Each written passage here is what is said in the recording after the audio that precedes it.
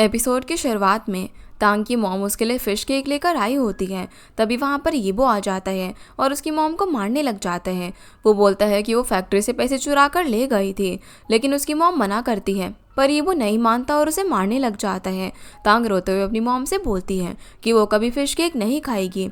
उसकी मॉम बोलती है कि तांग उनकी बेटी नहीं बल्कि बेटा है और वो हमेशा उसे प्रोटेक्ट करेगी। वो तांग को स्कूल के बाहर वेट करने के लिए बोलती है, वो उससे मिलने के लिए आएगी। ये बात सबसे सीक्रेट रखने के लिए भी कहती है और एक लाइन बोलती है कि वो फिश केक सियाओशू सिटी से लाएगी। ये उसके और उसकी मॉम का सीक्रेट लाइन होता है। अब 2026 में पुशुई सिटी के सुनसान साइड में एक बॉडी मिलती है। वहाँ पर ऑफिसर इन्वेस्टिगेट कर रहे थे। नियान और शैन एक हॉस्पिटल में आते हैं। वहाँ पर ऑफिसर काओ वो शैन को बोलते हैं कि एक डेड बॉडी मिली है। अब शैन को उसकी मॉम को पहचान करने के लिए लाया जाता है। नियान बाहर उसका वेट कर रही थी। शैन बाहर आता है और बिना कुछ बोले जाने लग जाता है। नियान उसके पीछे जाती है तो शैन बोलता है कि तुम्हारे डैड ने मेरी मॉम को मारा है। नियान ये सुनकर शॉक हो जाती है। शैन बोलता है कि उसकी मॉम के कार में एक आदमी था जो कि अभी गायब है और वो तुम्हारे डैड है। पुलिस भी उसी आदमी को सस्पेक्ट मान रही है। नियान उसे समझाने लग जाती है कि उसकी डैड किलर नहीं है, पर शैन उसकी बात नहीं मानता। नियान रोते हुए अपने डैड को कॉल करती है वापस आने के लिए और तांग की डेथ के बारे में भी बोलती है। नियान फिर माई को कॉल करती है और कहती है कि गुआन की हेल्प से वो उसके डैड को ढूंढना कंटिन्यू करे। वो यहाँ पर एक मुसीबत में फंस गई है। तब वहाँ पर ऑफिसर काओ आते हैं। वो नियान को इन्वेस्टिगेट करने लग जाते हैं और उसे एक फ़ोटो दिखाते हैं जिसमें तांग के साथ एक आदमी था। नियान मना कर देती है कि वो उसके डैड नहीं है। ड्रेसिंग स्टाइल और फेस भी उनका मैच नहीं हो रहा था। फिर ऑफिसर का उसके डैड के बारे में बोलते हैं जो कि जियाओ है। वो तो 20 साल पहले ही मर गया है और उसकी जगह वो आदमी नियान का डैड बनकर उसके साथ है। नियान शॉक हो जाती है। वो काफ़ी छोटी थी, उसने तो अपनी मॉम को कभी नहीं देखा था और उसके डैड तो जिनके साथ वो रह रही थी उसे ही मान रही थी।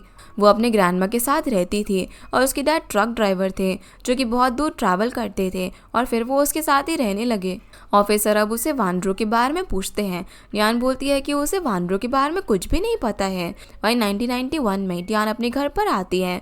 यूशन भी उसके साथ होता है। वहाँ पर कुछ गुंडे तांग के घर के सामान को बाहर रख रहे होते हैं। यूशन कहता है कि बाओ के लोग हैं। ये दोनों या वहाँ पर एक आदमी से पूछने लग जाते हैं कि वो कौन है। तो वो आदमी बोलता है कि वो ने इस घर को गिरवी रखकर मुझसे पैसे लिए हैं और अभी वो इस घर को तोड़ देंगे क्योंकि उसने उसके पैसे वापस नहीं करे। तब तांग उसे बाहर जाने के लिए बोलती है और कहती है कि ये घर यीबो का है ही नहीं, पर वो आदमी नहीं मानता। यूशन अब घर के अंदर से एक चाकू लेकर आता है। तांग भी एक चाकू ले लेती है और दोनों मिलकर उन्हें डराने लग जाते हैं। यूशन बोलता है कि उसे 1 मिनट नहीं लगेगा इस चाकू से उसे मारने में। वो आदमी उस टाइम के लिए तो वहाँ से चले जाते हैं, लेकिन बोलते हैं कि बाद में वापस ज़रूर आएंगे। दोनों मिलकर अब वापस से घर को ठीक कर रहे होते हैं। तभी तांग ग्रैंडमा के फोटो के सामने से जो डिब्बा होता है उसमें से घर के पेपर्स निकालती है। वो यूशन को बोलती है कि वो ये यीबो को दे देगी। यूशन बोलता है कि वो ऐसा क्यों कर रही है, यूशन इस घर को सेफ रखेगा। पर तांग बोलती है कि उसके लिए घर से ज़्यादा यूशन मैटर करता है और उसके पास एक प्लान भी है। तांग अब यीबो को फैक्ट्री में कॉल करके उसे घर बुलाती है। यूशन बोलता है कि क्या वो आएगा, तो तांग बोलती है कि घर के बारे में सुनकर वो ज़रूर आएगा और ऐसा ही होता है। यीबो तांग से मिलने के लिए आ गया था। तांग उसे एक लेटर पर साइन करने के लिए बोलती है जिसमें लिखा हुआ था कि वो ये घर यीबो को दे रही है, पर उसके पास जब पैसे आएंगे तो यीबो सारे पैसे वापस कर देगा। इस पर यीबो साइन करने से मना कर देता है तो तांग बोलती है कि फिर वो पेपर्स नहीं देगी। यीबो उसे बोलता है कि वो सिर्फ घर को गिरवी रखकर लोगों के पैसे वापस कर देगा। तांग उसे बोलती है कि तुमने आज तक जो कुछ भी मेरे साथ किया हुआ है उसकी वजह से मैं तुम पर ट्रस्ट नहीं कर सकती। यीबो के पास अब कोई भी ऑप्शन नहीं था, इसलिए वो मान जाता है। यूशन अब तांग का वेट कर रहा था। तांग अपने बुक्स और ग्रैंडमा की फ़ोटो और बॉक्स लेकर आ जाती है। यूशन पूछता है कि क्या उसने कोई ड्रेस नहीं लिया, तो तांग बोलती है कि उसके लिए जो इम्पोर्टेंट था उसने वो ले लिया। यूशन अब उसे अपने साथ ले जाता है। तांग यूशन के बेड पर होती है और यूशन घर के बाहर था। तांग उसे अंदर से बोलती है कि कल वो एक न्यू बेड लेंगे। इसके लिए यूशन हाँ बोलता है और दोनों ही ब्लश करने लग जाते हैं। यूशन फिर दोंग के शॉप में जाता है। हाओ पूछता है कि वो यहाँ पर क्यों आया है, तो यूशन उसे कुछ नहीं बोलता और उसे शॉपिंग पर चलने के लिए बोलता है क्योंकि उसे तांग के लिए ड्रेस लेनी थी। हाँ उसे टीज करने लग जाते हैं कि अब दोनों साथ में रहने वाले हैं, तो यूशन ब्लश करता है। हाँ फिर उसे शॉपिंग पर ले जाने के लिए मान जाता है। अगले दिन अब दोनों ही साथ में स्कूल जाते हैं। वहाँ पर एक लड़की तांग को एक लेटर देती है जिसमें यीशुन को स्कूल से एक्सपेल करने के लिए सारे स्टूडेंट्स ने साइन किया था। तांग शियानजुन से पूछने लग जाती है कि उसने ऐसा क्यों किया, तो शियानजुन बोलता है कि वो क्लास की मॉनिटर है और उसे स्टूडेंट को क्लास से निकालना चाहिए, उसके मार्क्स भी अच्छे नहीं हैं। तांग उसे बोलती है कि किसी स्टूडेंट के क्लास में मार्क्स कम आते हैं इसलिए निकालना एकदम बेसलेस है, और लेटर में लिखा है कि यीशुन ने क्लास की लड़कियों को परेशान किया है। वो अब एक लड़की को सामने आने के लिए बोलती है पर कोई भी नहीं आता। वो सबसे पूछने लग जाती है कि यीशुन ने किसके साथ गलत किया है, लेकिन कोई कुछ भी नहीं बोलता। तांग अब उस लेटर को फाड़ देती है और शियानजुन को बोलती है कि क्लास में वही सबको बुली करता है, अगर वो चाहे तो शियानजुन को एक्सपेल कर सकती है। शियानजुन सबके ऊपर गुस्सा करने लग जाता है क्योंकि किसी ने उसका साथ नहीं दिया। तभी वहाँ पर टीचर आ जाते हैं और यीशुन स्माइल करता है तांग को उसका साइड लेते हुए देखकर। स्कूल के बाद तांग यीशुन को बेड लेने के लिए बोलती है पर वो बोलता है कि उसे हाउ के साथ जाना है, वो बाद में उससे मिलेगा। तांग भी उसे जाने देती है। जिसके बाद हम बुक स्टोर के ओनर के बेटे को देखते हैं जो कि उस पोस्ट बॉक्स में कुछ देख रहा होता है।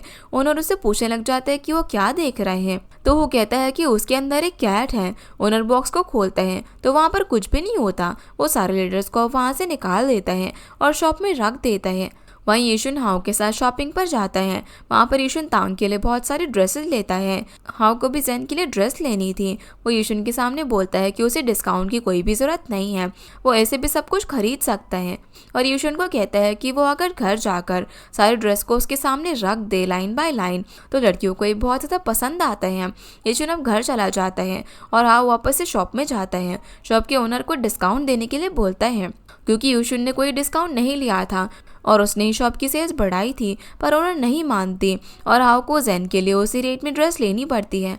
यीशुन को अब ड्रेस में तांग बहुत ज़्यादा अच्छी लग रही थी। दोनों साथ में बारिश में भीगने लग जाते हैं। तांग बोलती है कि उसका न्यू ड्रेस ख़राब हो जाएगा, तो यीशुन बोलता है कि वो उसे और नहीं दिला देगा। दोनों अब साथ में बारिश में भीग रहे थे और काफ़ी अच्छा टाइम स्पेंड करते हैं।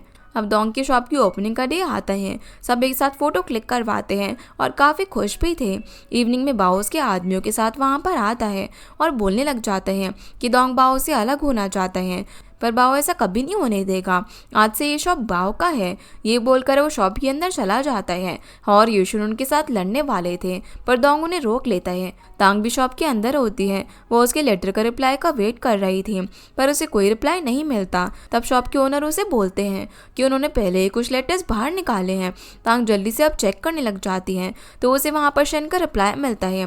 वो रिप्लाई देखकर वो शॉक हो जाती है। असल में 2026 में माई ग्वान के साथ पोस्ट बॉक्स के सामने आई होती है और वो लेटर का वेट कर रही थी। ग्वान बोलता है कि वो प्रेग्नेंट है, उसे रेस्ट करना चाहिए, पर माई ने नियान से प्रॉमिस किया है इसीलिए वो लेटर का वेट करेगी। माई अब ग्वान को बहुत सारे पोस्टर देती है नियान के डैड को ढूंढने के लिए और पूरी सिटी में उसे लगाने के लिए बोलती है। उसके बदले वो ग्वान को पैसे देगी। ग्वान उसे वहीं पर रेस्ट करने के लिए बोलकर पोस्टर लगाने के लिए चला जाता है। वहीं ऑफिसर काओ नियान के इंटेरोगेशन के बाद बाहर आ जाता है और तब दूसरा ऑफिसर उन्हें एक फाइल देता है। उसमें यीशुन की इन्फॉर्मेशन होती है जो कि जेल में था मर्डर करने के जुर्म में और वही नियान के फादर होने का प्रिटेंड कर रहा था। ऑफिसर का वो फाइल को और यीशुन की फोटो को अच्छे से देखने लग जाते हैं। जिसके बाद हम देखते हैं कि यीशुन और तांग मार्केट में होते हैं। तांग को वहाँ पर एक ग्लास का ग्लोब बहुत ज़्यादा पसंद आता है जिसके अंदर 2 डॉल्स थी। यीशुन बोलता है कि वो उसके लिए खरीद लेगा, पर तांग उसे पैसे वेस्ट करने से मना करती है, लेकिन यीशुन को वो खरीदना था। तांग बोलती है कि यीशुन उसे ये बर्थडे में गिफ्ट करे तो ये उसके लिए बहुत ज़्यादा स्पेशल होगा। यीशुन इसके लिए मान जाता है। तांग अब उसे उसके बर्थडे के बारे में पूछती है पर यीशुन को पता नहीं था कि उसका बर्थडे कब था। ये सुनकर वो सैड हो जाती हैं। फिर वो कुछ टाइम बाद उसी रात को यीशुन के लिए एक राइस केक पर कैंडल लेकर उसके पास जाती है और बोलती है कि अब से 9 नवंबर को उसका बर्थडे होगा और हर साल तांग उसके लिए केक लेकर आएगी और दोनों साथ में सेलिब्रेट करेंगे। यीशुन ये सुनकर इमोशनल हो जाता है और तांग उसे 3 विश करने के लिए बोलती है। यीशुन विश करता है कि तांग को यूनिवर्सिटी में एडमिशन मिल जाए, उसे मेवन से बाहर जाने का चांस मिल जाए और वो हमेशा खुश रहे। तांग भी यीशुन के लिए विश करती है कि वो हमेशा खुश रहे। दोनों अब साथ में कैंडल को बुझाते हैं। अगले सीन में हमें यीशुन को दिखाया जाता है जिसके हाथ में चाकू था और उसने किसी का मर्डर कर दिया था। तांग उसके पास रोते हुए आती है। ईशन उसे वहां से जाने के लिए बोलता है पर तांग मना करती है। ईशन उसे समझाता है कि उसका एक ब्राइट फ्यूचर है और वो उसके साथ नहीं जा सकती। तांग बोलती है कि इसमें हमारी गलती नहीं है, वो हमें मारने के लिए आए थे। पर ईशन उसकी बात नहीं सुनता और वहां से भाग जाता है।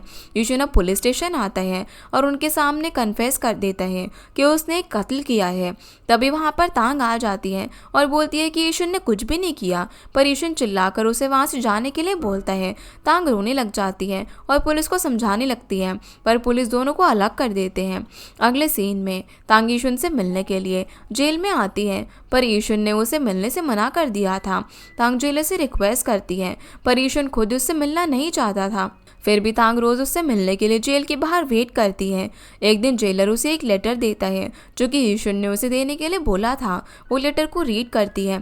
ईशन ने उसमें लिखा होता है कि उसे यूनिवर्सिटी जाना होगा, उन दोनों ने जो ड्रीम देखा है उसे पूरा करना होगा, वो फिर कभी तांग के सामने नहीं आएगा और उसे एक अच्छी लाइफ जीनी होगी यीशुन के लिए। तांग अब यीशुन के लिए वापस से स्कूल ज्वाइन करती है और काफ़ी हार्डवर्क करती है। बारिश में यीशुन के घर की छत से पानी गिर रहा था तो तांग सब अकेले मैनेज करती है। उसको यूनिवर्सिटी में भी एडमिशन मिल गया था। वो ये गुड न्यूज़ देने के लिए जेल आती है, पर उसे पता चलता है कि वो जेल यहाँ से शिफ्ट हो गया है। वो दूसरी जेल में जाकर यूशन के बारे में पता लगाती है, पर ऑफिसर्स बोलते हैं कि उसका यूशन के साथ कोई भी डायरेक्ट रिलेशनशिप नहीं है, इसीलिए वो उसे कुछ भी नहीं बता सकते। तांग सैड होकर रिवर साइड में बैठ जाती है। वो अपने ड्रीम यीशुन के साथ देखना चाहती थी, लेकिन आज यीशुन उसके पास नहीं है। तांग अब मेवान टाउन को छोड़कर बुशुई आ जाती है। वो अपनी यूनिवर्सिटी की स्टडी कर रही थी। 1995 में वो एक ऑर्फनेज में वॉलंटियर बन गई। ऑर्फनेज की केयर टेकर बोलती है कि क्या वो सर्टिफिकेट के लिए आई है, पर तांग बोलती है कि उसकी फैमिली भी ऑर्फनेज में ही थी, इसीलिए वो यहाँ पर उनके साथ टाइम स्पेंड करना चाहती है। 1996 में हाओ तांग से मिलने के लिए आता है। तांग उसे देखकर जल्दी से उसके पास जाती है और यीशुन के बारे में पूछती है, तो हाओ बोलता है कि यीशुन को एक बीमारी हुई थी और उसकी डेथ हो गई है। तांग बोलती है कि ये सब झूठ है, ऐसा नहीं हो सकता। ये सुनकर वो काफ़ी ज़्यादा हाइपर हो जाती है और हाओ उसे ऐसे देख नहीं पाता। वो उसे ग्रेवयार्ड का एड्रेस देकर वहाँ से चला जाता है। तांग अब उस ग्रेवयार्ड के सामने जाती है जिसमें यीशुन का नाम लिखा हुआ था। उसके पास जीने का अब कोई भी रीज़न नहीं होता। तांग अब अपनी लाइफ को एंड करने के लिए समुद्र के किनारे चली जाती है। वो आगे जाने लगती है और आत्महत्या करने ही वाली थी। तभी उसको यीशुन के सारे फ्लैशबैक्स याद आ जाते हैं कि कैसे उसने एक अच्छी लाइफ जीने के लिए उसे कहा था, पर जिस लाइफ में यीशुन नहीं है, तांग उस लाइफ को कैसे जी सकती है। तभी उसे कुछ याद आता है और वो जल्दी से वापस आ जाती है। वो एक जगह की मिट्टी को रोते हुए कुरेदने लग जाती है और वहाँ पर एक कुकी बॉक्स होता है। उसे देखकर तांग और ज़्यादा रोने लग जाती है। अब 2005 आ जाते हैं जहाँ पर हम यीशुन को देखते हैं जो कि आज जेल से बाहर निकला था। ऑफिसर उसे अपनी कुछ चीज़ें देते हैं जो कि तांग ने उसके लिए भेजी थी। यीशुन उसे लेकर सी साइड में जाता है और उसकी लेटर को लाइटर से जला देता है, पर फिर वो उसे जल्दी से बुझा भी देता है। उन जले हुए लेटर में से एक टुकड़े में लिखा हुआ था कि उसने यूनिवर्सिटी ज्वाइन कर ली है और घर को भी रिपेयर कर दिया है। जब यीशुन वापस आएगा तो वो लोग साथ में रहेंगे। और यीशुन हर साल उसके बर्थडे के दिन एक लेटर उसे सेंड करती थी। उसमें कुकी का बॉक्स भी होता है। यीशुन उसे लेकर चला जाता है। वो सीधा यहाँ से मेवन जाता है जहाँ पर हाओ ने से शादी कर ली होती है। उनका एक बेटा भी था और वो एक स्ट्रीट फूड बिजनेस चलाते थे। हाओ वहाँ पर यीशुन को देखता है और उसके पास जाता है। दोनों एक दूसरे से काफ़ी सालों बाद मिल रहे थे। यीशुन दोंग के बारे में पूछता है। तब हाओ बताता है कि जेल से बाहर आने के बाद दोंग ने बोट खरीद ली और वो समुद्र में चला गया। वो पिछले 7 सालों से वापस नहीं आया है। ये सुनकर यीशुन शॉक हो जाता है। हाओ बोलता है कि वो वहाँ पर फ्री है और काफ़ी खुश भी है वहाँ पर। हाओ फिर उसे तांग का नंबर देता है जिसे यीशुन रख लेता है और कहता है कि उसे अपने बेटे को अच्छे से पढ़ाना होगा ताकि उसकी लाइफ का एंड उनके जैसा ना हो, जिस पर वो हाँ बोलता है। फिर यीशुन हाओ को हक करता है और वापस से मिलने का प्रॉमिस करता है। यीशुन बोलता है कि उसने अपने एक फ्रेंड को प्रॉमिस किया है, इसीलिए वो उसके पास जाने वाला है और वो हाओ और ज़ेन को साथ में देखकर काफ़ी खुश होता है। वो याद करता है कि कैसे वो तीनों साथ में मज़े करते थे। दोंग को भी हम उसकी बोट के साथ समुद्र में देखते हैं जिसको अब बाहर की दुनिया की कोई परवाह नहीं होती। इधर यीशुन जब ग्रेवयार्ड पर जाता है तो वहाँ पर एक केक रखा था। वहाँ एक लेडी काम कर रही होती है। वो उससे केक के बारे में पूछने लगता है। तब लेडी बोलती है कि तांग हर साल यहाँ पर आती है, ग्रेव को क्लीन करती है और केक रखकर चली जाती है। यीशुन अब उस केक को लेकर खाने लग जाता है और बहुत ज्यादा रोता है और ये सीन काफी हार्ट ब्रेकिंग था। वो अब हिम्मत जुटाकर तांग के नंबर पर कॉल करता है और वहाँ से एक बच्चे की आवाज़ आती है। तांग भी वहाँ पर होती है। यीशुन उनकी बातें सुन रहा था। वो बच्चा शेन होता है और वो तांग को मॉम बोल रहा था। ये सुनकर यीशुन फ़ोन कट कर देता है, जिसके बाद वो बीजिंग सिटी में आ जाता है और एक घर के अंदर आता है जिसकी हालत बहुत ही ख़राब थी। वहाँ पर एक ओल्ड लेडी थी। यीशुन उनसे बोलता है कि वो जियोंग का फ्रेंड है। तभी वहाँ पर एक बच्ची आती है और यीशुन को डैड बोलने लग जाती है। यीशुन उसके लिए खाना बनाता है और ये बच्ची और कोई नहीं बल्कि नियान होती है।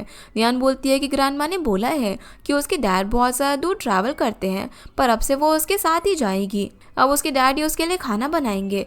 जो देखकर ग्रैंडमा रोने लग जाती है क्योंकि रियल जियोंग की तो डेथ हो गई थी और जियोंग ने यीशुन को बोला था कि उसकी मॉम और बेटी का ध्यान रखने के लिए। इसीलिए यीशुन भी अब नियान से प्रॉमिस करता है कि अब से वो यहीं रहेगा।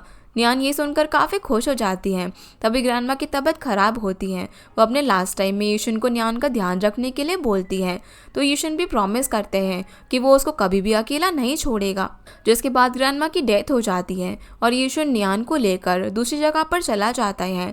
वहाँ पर वो शिप में काम करता है और वहाँ से जो कुछ भी इनकम होती है उससे वो नियान को स्टडी कराने लगता है और उसको स्कूल में एडमिशन भी करवाता है।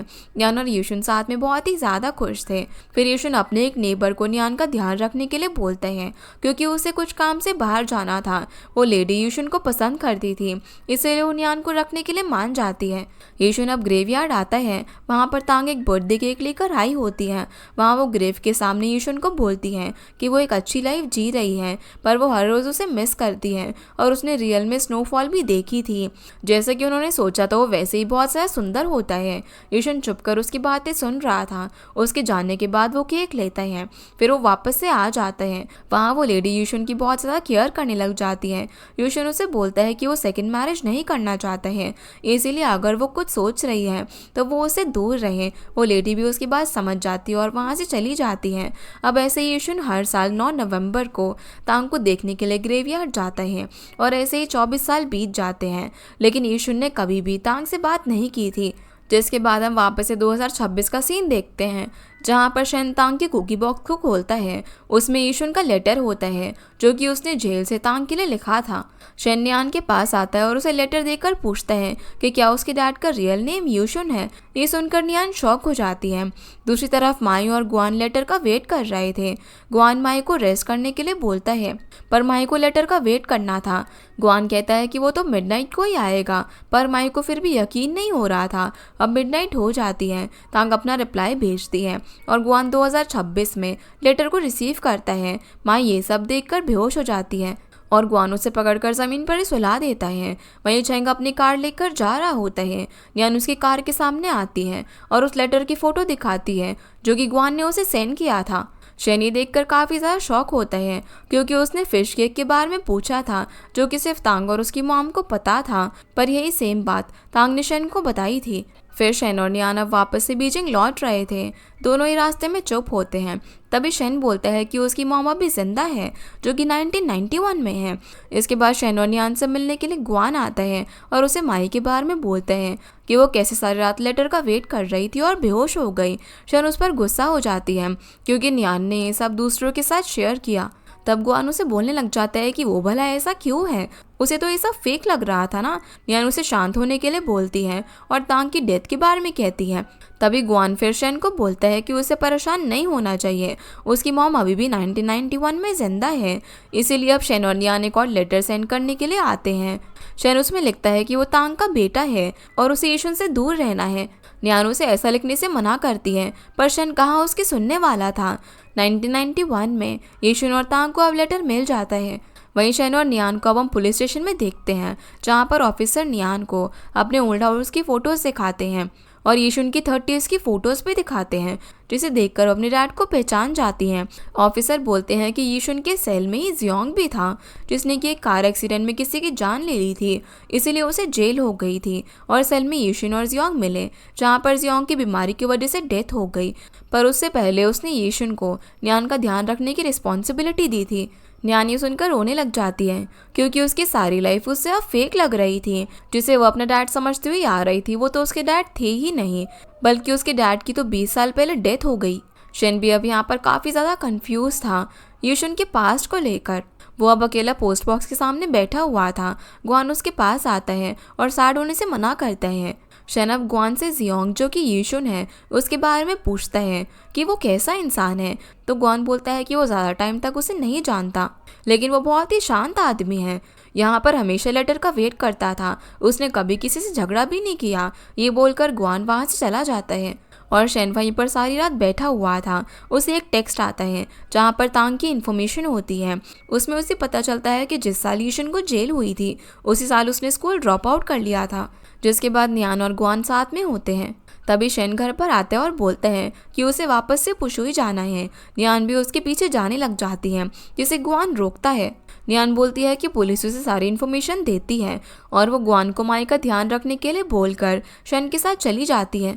ट्रेन के अंदर दोनों कोई भी बात नहीं करते। न्यान उसके लिए नूडल लेकर आती है, तो शेन कुछ बोले बिना ही नूडल्स खाने लग जाता है। पुशुई आने के बाद शेन न्यान को स्कूल ड्रॉप आउट की बात बोलता है और वो इस सब के बारे में किसी और से इन्फॉर्मेशन लेने वाला है। तभी शेन को एक कॉल आता है, जिसके बाद ये दोनों तानचिन से मिलते हैं, जो कि अब काफ़ी ओल्ड हो गई थी। ये दोनों ही उससे यीशुन के केस के बारे में पूछते हैं। तब तानचिन बोलती है कि उसने जितना सुना है, यीशुन ने वो मर्डर नहीं किया था, बल्कि तांग ने किया था और यीशुन उसको बचाने के लिए कुछ जेल चला गया, पर उसे सच बात नहीं पता है। शेन पूछता है कि क्या उन्हें इसके बारे में किससे इन्फॉर्मेशन मिल सकती है और कहता है कि यीशुन तांग के लिए बहुत ज़्यादा डेंजरस है।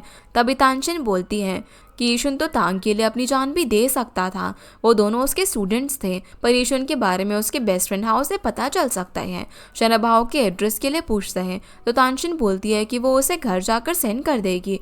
तभी वहाँ पर तानचिन का बेटा और उसकी ग्रैंड डॉटर आती है। तानचिन उनको न्यान और शेन से मिलवाती है, तो शेन उन्हें अपना कार्ड दे देता है, जिसके बाद हम इन दोनों को ब्रिज पर खड़ा हुआ देखते हैं, जहाँ पर न्यान शेन से पूछती है कि क्या शेन अभी भी उसके डैड को गलत समझ रहा है। शेन बोलता है कि अभी इम्पोर्टेंट नहीं है, उन्हें जल्दी से उनके पास्ट में ऐसा क्या हुआ था, वो अलग हो गए थे और वो अभी किस सिचुएशन में आगे है ये पता लगाना होगा। वहीं 1991 में तांग और यीशुन शेन की लेटर को देखकर शॉक होते हैं। यीशुन बोलता है कि शेन उसका बेटा है, इसका मतलब उसके डैड का सरनेम शेन है और शेन तो शियानजुन का सरनेम है। क्या फ्यूचर में उसकी शियानजुन से शादी होगी? तांग उसे शांत होने के लिए बोलती है, पर यीशुन बोलता है कि लेटर में लिखा है कि फ्यूचर में यीशुन से तांग को खतरा है, और ऐसा फ्यूचर में क्या हुआ है? तांग बोलती है कि वो शेन के ऊपर क्यों ही ट्रस्ट करे, पर यीशुन बोलता है कि उसमें एक लाइन है जो कि सिर्फ तांग और उसकी मॉम को ही पता है, वो शेन को कैसे पता है? जो सुनकर तांग भी अब कंफ्यूज हो जाती है। दोनों ही सोने का ट्राई कर रहे थे, पर यीशुन को नींद नहीं आ रही थी। सुबह अब काफी तेज बारिश हो रही थी और यीशुन के घर का सारा सामान भीग जाता है। तांग एक बड़े से प्लास्टिक रैपर से अपने बेड और बुक्स को कवर कर देती है। यीशुन देखता है कि तांग के सारे नोट्स गीले हो गए हैं। वो गुस्से में एक बर्तन को किक कर देता है। तांग उसे बोलती है कि वो नोट्स वापस बना लेगी और वो इतना ज़्यादा परेशान ना हो, पर यीशुन बोलते हैं कि उसे और रैपर की ज़रूरत है। वो बारिश में ही अब बाहर चला जाता है। तांग भी उसके पीछे जाती है। वो बुक स्टोर के सामने जाते हैं, वहाँ पर पोस्ट बॉक्स नहीं होता, जो देखकर दोनों ही टेंशन में आ जाते हैं। स्टोर के ओनर भी बोलते हैं कि उन्हें नहीं पता कि पोस्ट बॉक्स कहाँ चला गया। यूशन अब बारिश में भागते हुए बॉक्स को ढूंढने लग जाता है। तांग उसे शांत होने के लिए बोलती है। फिर दोनों वापस से घर आ जाते हैं। तांग उसे बोलती है कि वो कल वापस से ढूंढने के लिए उसे जाएंगे और उसे अभी इतना हाइपर होने की जरूरत नहीं है। वो यूशन को हक करती है तो वो शांत हो जाता है। वहीं ज़ेन और हाओ एक साथ में होते हैं और दोंग की शॉप के बारे में ही बात कर रहे थे। तभी वहाँ पर दोंग आता है और हाओ को बोलता है कि वो ये शॉप बंद कर रहा है, वो अब से यहाँ पर ना आया करे। जो सुनकर हाओ कुछ बोल ही नहीं पाता। दोंग अब शॉप पर ताला लगा देता है और वहाँ से चला जाता है। उसके जाने के बाद वहाँ पर शियान आता है। शॉप पर ताला देखकर वो बोलते हैं कि वो ऐसे उनको नहीं छोड़ने वाला है। वहीं हाओ और यूशन साथ में होते हैं। हाओ बोलता है कि अब से उन्हें बाओ और शियान को इग्नोर करना होगा, जैसे दोंग ने बोला है। तो हाओ कहता है कि वो भला कब तक उन्हें इग्नोर करेंगे। यूशन उसे अभी के लिए ये सबसे दूर रहने के लिए बोलता है और ज़ेन और उसके ग्रैंडमा की शॉप में हेल्प करने को कहता है। जिसके बाद ज़ेन अकेले घर पर जा रही होती है, तभी वहाँ पर बाओ के आदमी आ जाते हैं। वो ज़ेन के ऊपर गंदा पानी डाल देते हैं। ज़ेन उनसे अकेले फाइट भी नहीं कर पाती। वो ज़ेन को बोलते हैं कि हाओ को ये सब बताना जाके। फिर वो लोग तांग के स्टोर में भी चले जाते हैं और स्टोर ओनर को मारकर उसकी इंसल्ट करने लग जाते हैं। तांग उनसे बाहर जाने के लिए बोलती हैं, पर वो बोलने लग जाते हैं कि उसके बॉयफ्रेंड के लिए वो यहाँ पर आए हैं और वो यीशुन को इस बारे में बता दे। उनके जाने के बाद ओनर तांग को बोलता है कि वो अपने वाइफ और बच्चों के साथ यहाँ पर रहता है। वो कोई दुश्मनी नहीं करना चाहता है किसी से भी, इसलिए वो तांग को उसकी सैलरी देकर शॉप से जाने के लिए बोलता है। तांग के पास कोई जवाब ही नहीं होता, इसलिए वो वहाँ से चली जाती है। वो अकेले ही अब घर में बैठी हुई थी। यूशन उसके पास आते और पूछता है कि क्या हुआ है। तब तांग पहले तो उसे कुछ भी नहीं बोलती, लेकिन बाद में बता देती है कि श्यांग उसके स्टोर में आया था और अब ओनर ने उसे काम से निकाल दिया है। यूशन गुस्से में शियान को मारने वाला होता है, पर तांग उसे रोक लेती है और दोंग की बात मानने के लिए बोलती है, नहीं तो अगर वो गुस्से में कुछ गलत कर देगा तो तांग अकेले क्या करेगी। ये सुनकर यूशन रुक जाता है। इसके बाद हम दोंग को देखते हैं जो कि वापस आ गया था। तभी वहाँ पर श्यांग अपने आदमियों के साथ आ जाता है। दोंग उसे वहाँ से जाने के लिए बोलता है, पर शियान बोलता है कि वो तानशिन को सेफ कैसे रखेगा, वो सिंगल है, अगर उसके साथ कुछ हो गया तो। इस बात पर दोंग श्यांग का कॉलर पकड़ लेता है। श्यांग बोलता है कि बाओ की बात याद रखना, ये शॉप अब से बाओ की है। ये बोलकर वो दोंग को हक करता है। तभी उन्हें तानशिन देख लेती है और गुस्सा होकर चली जाती है। अगले सीन में यीशुन दोंग के पास आता है और स्टोर वाली बात बताता है। दोंग बोलता है कि तानशिन भी सेफ नहीं है, तो हाओ बोलता है कि उन्होंने ज़ेन और ग्रैंडमा के साथ भी कुछ किया होगा, जो सुनकर दोंग उन दोनों को शांत होने के लिए बोलता है और अगली बार वो सब संभाल लेगा, उसे थोड़ा सा टाइम दे। वहीं 2026 में गुआन देखता है कि कुछ वर्कर आकर पोस्ट बॉक्स को ले जाने वाले थे। गुआन उन्हें रोक लेता है, पर वर्कर्स कहते हैं कि उन्हें ऑर्डर मिला है। गुआन बोलता है कि पहले उन्हें पेपर्स दिखाने होंगे। वर्कर के पास अब पेपर्स नहीं होते, इसलिए वो बोलते हैं कि वो अपने सुपरवाइजर से 3 दिन में पेपर लेकर आएंगे, फिर पोस्ट बॉक्स को लेकर चले जाएंगे। और उनकी बात नियान कॉल पर सुन लेती हैं, क्योंकि गुआन तब नियान से बात कर रहा था। नियान उसे माई के पास जाने के लिए बोलती है, उसकी पहचान का कोई पर्सन शायद इस चीज़ में हेल्प कर दे। गुआन भी अब जल्दी से माही के पास जाने लग जाते हैं और इसी के साथ हमारा ये एपिसोड यहीं पर ख़त्म होता है। तो गाइस, ये थी आज की वीडियो एंड होप आप लोगों को ये वीडियो पसंद आई होगी। तो इस वीडियो को लाइक कर चैनल को सब्सक्राइब ज़रूर कीजिएगा। आपसे फिर मिलते हैं इस ड्रामा के अगले एपिसोड में, तब तक के लिए गुड बाय।